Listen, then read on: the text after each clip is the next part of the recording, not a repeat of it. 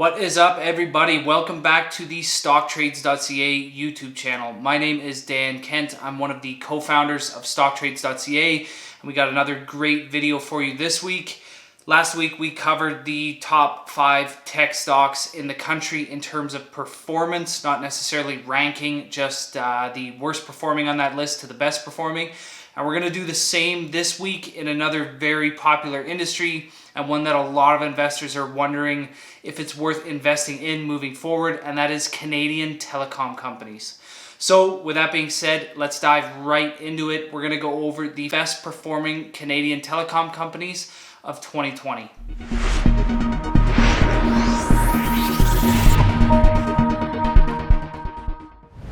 So I just want to reiterate that because we're ranking these on performance, we essentially have no control over what stocks are on this list. There was a lot of people with our tech stock list that were kind of upset that we didn't have a specific company on the list. It is just how much they've returned in 2020. And another thing, I'm not sure if you watched our video, the short video I posted midweek that details how if we hit 10,000 subscribers before the end of the year, December 31st, 2020, we're going to give away around $1,250 in premium memberships. This is 5 memberships, and we've also settled on the fact that if we go 500 more, for every 500 subscribers, we're going to give away an additional membership. So if we get to 10,500, we'll give away 1 extra. If we get to 12,000, we'll tack on 4 extra. This is a way of giving back to our current subscribers and also trying to get our subscriber count past 10,000, which would be absolutely massive considering we just started the channel in January. Let's move forward with Shaw Communications. They trade under the ticker SJR.B. So as you can see by the chart, Shaw is down around 12.3% year to date. And obviously if you're looking at this and the first stock on this list is down 12.3%, this isn't going to be as flashy as our tech list, but that's perfectly fine. Shaw is a medium cap, market cap of 11.8 billion. Prime thing that essentially contrarian investors are doing with Shaw Communications is they want to see if the company can take market share from a big 3 telecom like Rogers, like Bell, like Telus. The telecom industry in Canada has often been deemed probably one of the hardest industries in North America to get into. BCE, Rogers, and Telus have such a stranglehold on the Canadian market. I know American companies have tried to come up to Canada. It's virtually impossible. And right now, Shaw is trying its best to grab market share from these companies. And it is doing so, but it's not doing so at a promising rate, you could say. And it's cause for concern for a lot of investors. And it's one of the partial reasons why this stock has lagged the major 3 telecoms so much in 2020. So the company reported annual revenue of around 5.4 billion, and as you can see, the bulk of it is from internet. 68% from wireline, 10% from its business wireline, and as we can see, the company only makes 22% of its revenue from wireless, essentially phone subscriptions. So this is a company that relies very heavily on internet, and it does provide some of the fastest internet speeds in the country. At least out here in Western Canada it does for sure. So one of the concerning things about Shaw right now is just the fact that its revenue is really not growing that fast. If we look at 2020 revenue of 5.4 billion and we look to 2018 of 5.1 billion, I mean, this is not a very fast growth rate. And we can see that revenue from 2020 compared to 2019 only grew about 2.9%. So if we look closer at the company's businesses, wireline, 41% of that is internet, 30% is cable, 14% is satellite, and 15% is phones. So this company does have a very heavy reliance on internet. So as I've mentioned before, if you're a contrarian investor, you often purchase Shaw because you think it might be able to take market share from the major players. I mean, it does have a 5+% dividend yield, so that is quite attractive as well. But the main point is you're trying to see if the smaller company can tap into a massive, massive industry here in Canada. And when we look at its most recent subscriber counts, it's kind of disappointing actually. In its 2020 annual report, the company reported a 250,000 drop in consumer wireline, which again is their video, internet, phone, and their wireline for businesses. They reported an increase of around 8,800 subscribers, and its wireless segment gained about 163,000. But overall, the company's total customer base dropped around 71,000 subscribers. So the company was impacted quite a bit by COVID-19, and kind of in ways that you wouldn't think about either. Companies make quite a bit of money off roaming services when somebody is going international, and obviously with travel coming to a halt, the company stated that roaming charges went down significantly, resulting in lower than expected revenues in this department. I'm not a believer in this company. I really think that the big three here in Canada have almost an impenetrable economic moat. Whether government regulations change this or not, that remains to be seen. But if I'm looking to buy a telecom right now, it's not one that I'm going to have to bank on taking market share from a major player, especially in an industry like this. And speaking of major telecoms, let's move on to the next stock, which is Rogers Communications. They trade under the ticker RCI.B. So as we can see by the chart, Rogers is down around 8.3% year to date. This is trailing the TSX index by about 7.5%. So it is underperforming. And this was essentially a company that a couple years ago decided to not raise its dividend. It said that it was going to instead focus on growth and also the reduction of debt. As telecom investors, especially Canadian telecom investors, income and growing income in this sector is absolutely huge. And that decision to not continue with dividend growth left a sour taste in a lot of investors' mouths. And if we extend Rogers' performance out to a 2-year period where it decided to stop this dividend growth, we can see that it's underperforming the other two major telecom companies by a significant margin. In fact, it's almost 17.5%. So out of the big three telecoms, Rogers is the third largest. It had total revenue in 2019 of around 15.1 billion. And as we can see, this is essentially a complete reversal of Shaw, who focuses primarily on their TV and internet. Rogers focuses primarily on their wireless segment. In 2019, wireless revenue accounted for 61% of the business, cable for 26%, and its media division for 13%. And as you've probably seen, Rogers is very prominent in the media. I mean, they own the Blue Jays, they own Sportsnet. You've probably seen their name on numerous NHL and MLB arenas. So the company is the largest wireless provider in Canada. They have nearly 11 million wireless subscribers, and they operate under brands like Rogers, Fido, and Chatter. So they have Canada's first and largest 5G network. As we can see from this image, they're in over 130 Canadian communities, including some pretty small ones that you wouldn't expect them to have coverage in. So with Rogers' decision to not raise the dividend, instead keep it steady and focus on debt reduction and overall growth, it has left its dividend in terms of payout ratios in the best shape out of the big three. It has the only payout ratio in terms of earnings under 100% when comparing it to Telus and BCE. Their payout ratio comes in at around 58% of earnings, and most importantly, 38% of free cash flow. So with Rogers, and much like any other telecom company on this list, prior to COVID-19, we were in a rising interest rate environment.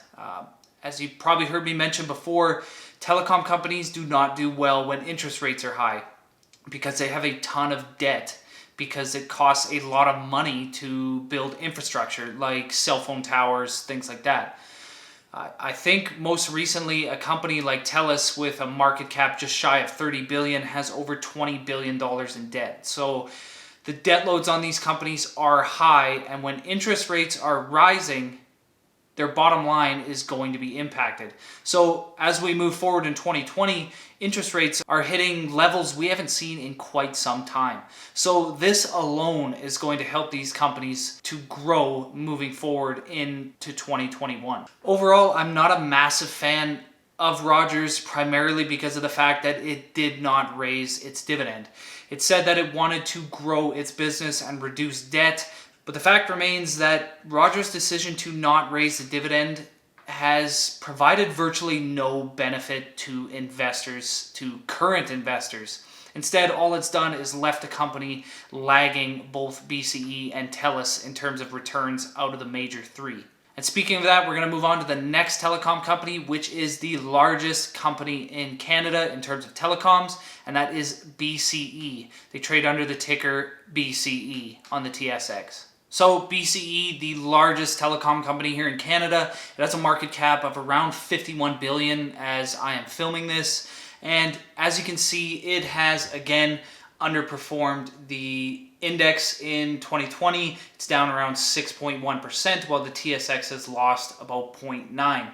Now, this isn't a terrible underperformance, but the fact that BCE is the highest yielding telecom company in Canada is going to make it more attractive to investors. And as a result, people purchasing this stock for its high yield is going to help maintain its price point even during turbulence like we're currently in. As you can see, the company makes around 38% of its revenue from wireline, broadband, and TV, 37% from wireless, 15% from wireline voice, and 10% from media. This company is more balanced than, say, Rogers, who relies very heavily on wireless revenue, particularly in Eastern Canada.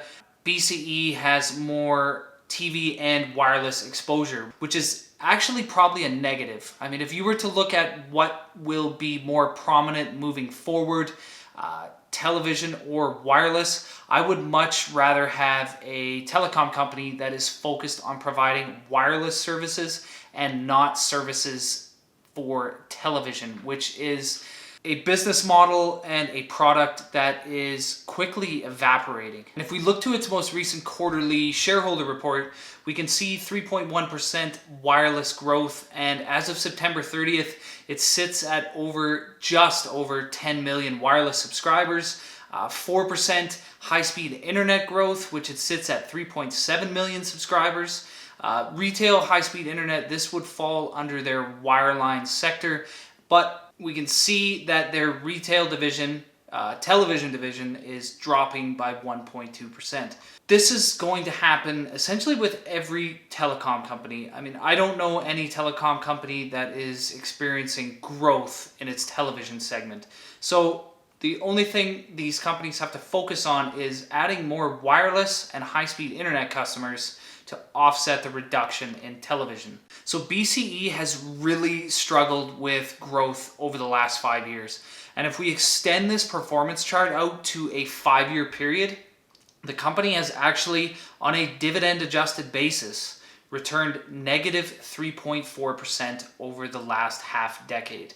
If we compare this to companies like Telus and Rogers, who have returned 16.6% and 14.1%, this is a significant underperformance. And those who were just going to BCE strictly based on their dividend yield, you've underperformed in a big way. And part of the reason why this company has struggled so much in terms of share price is the fact that over the last 5 years, they've only managed to grow their top line revenue by 1.5% annually, and earnings are actually shrinking by a 3.7% rate. Let's move on to our number 2 stock on this list, which is a company that has no media division and is instead moving forward into things like telehealth and security, and is the only telecom company I own on this list, and that is Telus. They trade under the ticker T on the TSX. So Telus is the second largest telecom company here in Canada.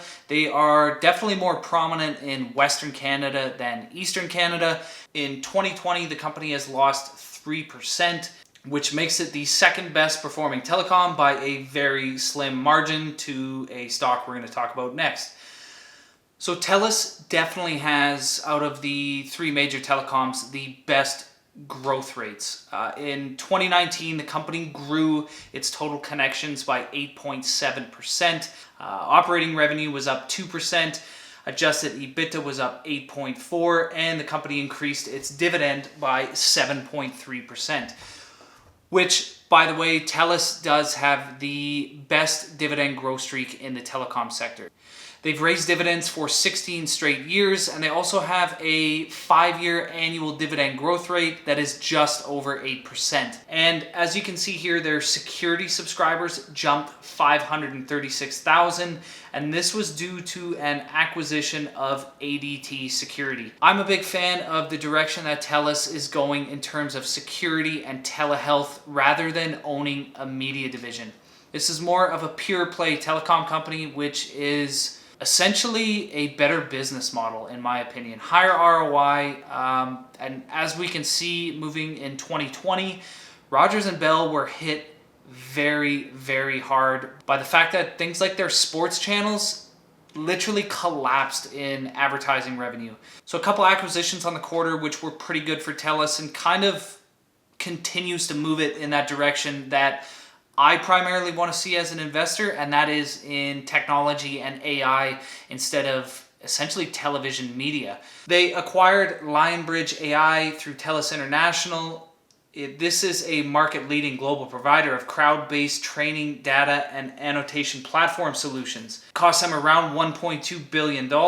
They have 20 years of industry experience, and they are one of only 2 globally scaled managed training, data, and data annotation services. It's acquisitions like this that are going to help Telus continue to grow at a faster rate than Rogers and BCE moving forward. And if we look at revenue growth, over the last 5 years, Telus has an annual rate of growth on revenue of about 5%, and its earnings are shrinking at around a 0.8% over the last 5 years. But that being said, let's move on to the best performing telecom stock of 2020, and that is Quebecor. They trade under the ticker QBR.B on the TSX.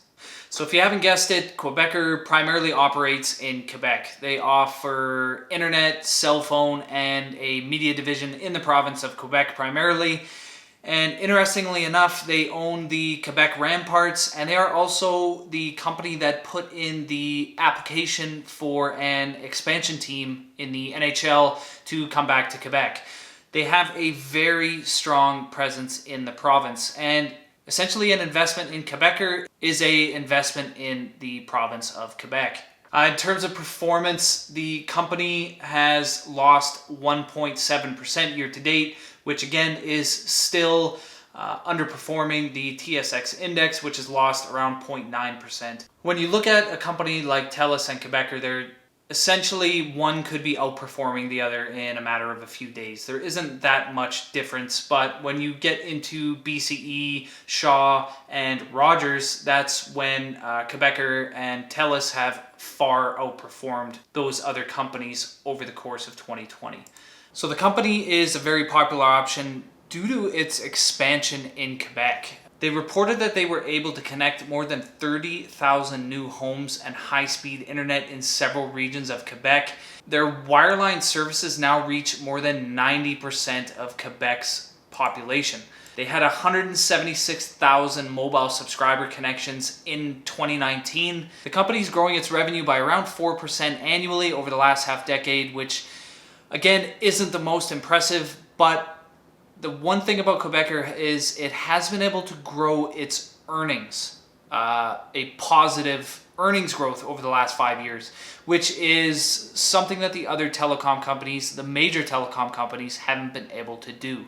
Overall, in terms of performance in 2020, Quebecor and Telus are essentially interchangeable. I mean, they have about a % difference in 2020 returns. Telus pays a much higher dividend yield. Quebecor has much faster dividend growth. They just hit aristocrat status with 5 years of dividend growth, and they've actually grown their dividend at a 51% annual pace over the last 5 years.